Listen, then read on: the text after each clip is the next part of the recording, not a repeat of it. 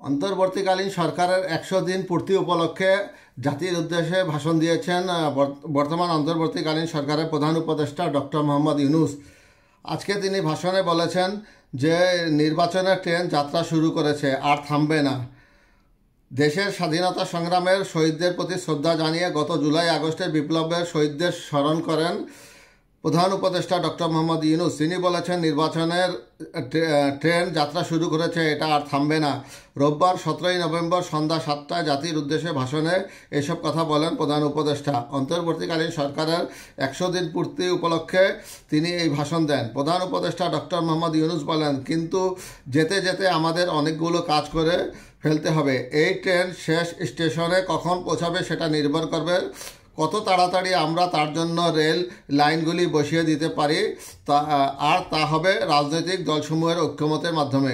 দৈনন্দিন রাষ্ট্র পরিচালনার পাশাপাশি আমাদের ভবিষ্যতের বাংলাদেশ বিনির্মাণের কথাও ভাবতে হচ্ছে।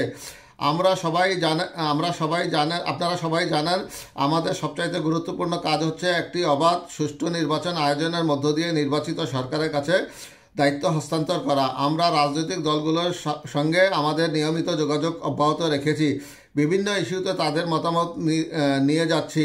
সরকারের সিদ্ধান্ত গ্রহণে এসব মতামত অনেকাংশে প্রতিফলিত হচ্ছে। চলমান সংস্কার প্রক্রিয়ায় আমাদের প্রতিটি মতামত সক্রিয়ভাবে বিবেচনায় নেওয়া হচ্ছে। আমরা আশা করছি নির্ধারিত সময় ডিসেম্বর-জানুয়ারির মধ্যেই সংস্কার কমিশনগুলো তাদের সুপারিশমালা সরকারের কাছে পেশ করতে পারবে। তাদের সুপারিশ নিয়ে আমরা রাজনৈতিক দলগুলোর সাথে ক্রমাগতভাবে আলোচনায় বসব। সরকারের ঐক্যমতের ভিত্তিতেই আমরা তা চূড়ান্তভাবে প্রকাশ করব। নির্বাচন কবে হবে এই প্রশ্ন আপনাদের সবার মনেই আছে, আমাদের মনেও সারাক্ষণ আছে। আপনারা লক্ষ্য করেছেন নির্বাচন আয়োজনের লক্ষ্যে আমরা প্রয়োজনীয় পদক্ষেপ নিতে শুরু করেছি। কয়েকদিনের মধ্যে নির্বাচন কমিশন গঠন হয়ে যাবে। তারপর থেকে নির্বাচন আয়োজন করার সমস্ত দায়িত্ব তাদের উপর বর্তাবে।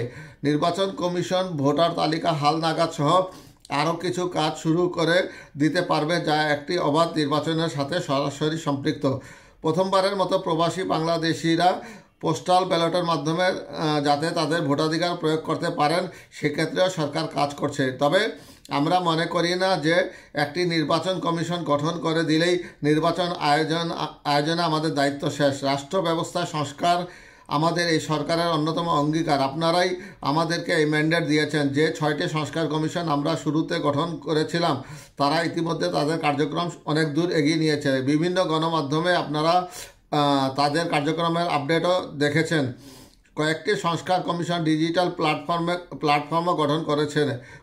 আমার অনুরোধ, আপনারা এই প্ল্যাটফর্মে উৎসাহ সহকারে আপনাদের মতামত জানাতে থাকুন।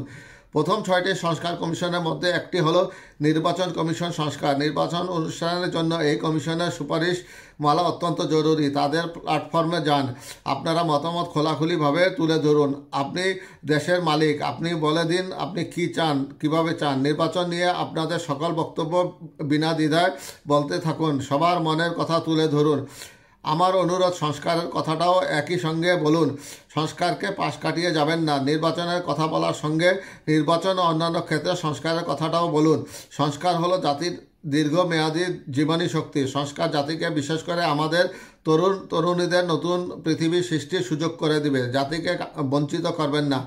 নির্বাচন আয়োজনের যে সংস্কার কমিশনের সুপারিশমালায় রাজনৈতিক দলসমূহ এবং দেশের সকল মানুষের মতামত অপরিহার্য, সে কমিশন হলো সংবিধান সংস্কার কমিশন। এই সুপারিশমালার কোনো অংশ সকলের কাছে গ্রহণযোগ্য হবে তার ভিত্তিতে নির্বাচনী আইন সংশোধন করতে হবে। সমান্তরালভাবে ভোটার তালিকা হালনাগাদ করার প্রক্রিয়া চলতে থাকবে। আমরা নিশ্চিত নই সংস্কার প্রস্তাবসমূহ বাস্তবায়নের সুযোগ আমরা কতটুকু পাব। তবে আমি আপনাদের কথা দিচ্ছি, আপনারা সুযোগ দিলে প্রয়োজনীয় কিছু অত্যাবশ্যকীয় সংস্কার কাজ শেষ করেই আমরা আপনাদের কাঙ্ক্ষিত নির্বাচন আয়োজন করব।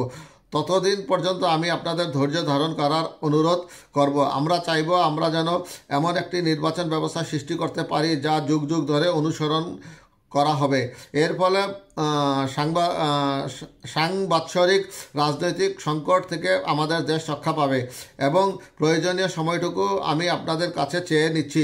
নির্বাচনী সংস্কারের সিদ্ধান্ত হয়ে গেলে খুব দ্রুত আপনারা নির্বাচনের রোডম্যাপও পেয়ে যাবেন। অন্তর্বর্তী সরকার সৃষ্টি হয়েছে রাজনীতিকে নীতির কাঠামোয় আনার জন্য এবং রাজনীতির জন্য নতুন পরিবেশ সৃষ্টির নিবিড় আকাঙ্ক্ষা থেকে। এই আকাঙ্ক্ষা পূরণ করা থেকে জাতিকে বঞ্চিত করবেন না। ইতিমধ্যে অন্যান্য সংস্কার কমিশনের সুপারিশমালা নিয়ে আলাপ চলতে থাকবে। নির্বাচন ছাড়াও আরও গুরুত্বপূর্ণ সংস্কার করার ব্যাপারে ঐক্যমত গঠনের জন্য অতিরিক্ত সময় প্রয়োজন হতে পারে। দেশবাসীর কাছে, বিশেষ করে রাজনৈতিক দলগুলোর কাছে আমরা ক্রমাগতভাবে প্রশ্ন তুলতে থাকব। কি সংস্কার নির্বাচনের আগে আপনারা করে নিতে চান? নির্বাচনের আয়োজন চলাকালীন কিছু সংস্কার হতে পারে। সংস্কারের জন্য নির্বাচনকে কয়েক মাস বিলম্বিত হতে পারে। আমরা 2 দিন পরে চলে যাব, কিন্তু আমাদের মাধ্যমে জাতির জন্য যে ঐতিহাসিক সুযোগ সৃষ্টি হলো সেই সুযোগটা যেন আমরা কোনোভাবেই হাতছাড়া না করে দেই। এটার ব্যাপারে দৃঢ় থাকার জন্য আমি দলমত, নারী, পুরুষ, ধর্ম, তরুণ, বৃদ্ধ, ছাত্র, ব্যবসায়ী, শ্রমিক, কৃষক নির্বিশেষে সবার কাছে আহ্বান জানাচ্ছি। আশা করি আপনারা আমার এই আবেদন গ্রহণ করবেন।